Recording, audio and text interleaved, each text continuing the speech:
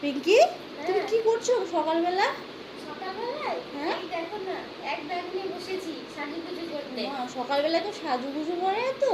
হ্যাঁ, সাজুগুজু করতে হয়, না করলেও করতে হয় বলো। কেন? কারণ আমরা যাচ্ছি গঙ্গাসাগর। এখান থেকে আমরা ছিলাম বকখালি, বকখালি থেকে এবার যাবো গঙ্গাসাগরে, সেই জন্য রেডি হচ্ছি। আর দেখো না, এটা কি আছে এর মধ্যে? কি রেখেছে? এটা গয়নার বাক্স? গয়নার বাক্সই বটে এটা। এই দেখো, এই দেখো। বাবা, লিপস্টিক! হ্যাঁ, তো বুঝতে পারছি না কোন কালারটা পরবো, সেটাই দেখছিলাম বের করে। আমি কোন কালারটা পরলে ভালো লাগবে বলো তো?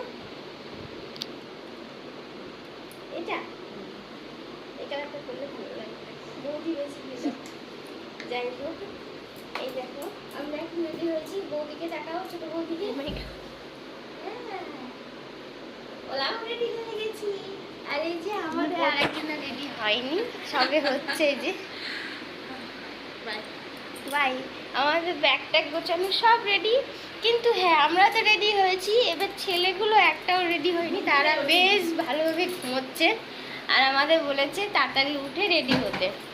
আর জানোই তো মেয়েদের কতটা লেট হয়, সেজন্য বলেছে আমাদেরকে আগে উঠে রেডি হতে। তো আমরা রেডি হয়ে গেছি প্রায়, আর একটু বাকি আছে, তারপর ওদের গিয়ে ডাকবো। তো দেখো ঘরের অবস্থাটা দেখো। তা আমরা বেরিয়ে গেলে সব ঠিকঠাক হয়ে যাবে আশা করি। তো যাই হোক, চলো, টাটা, বাই।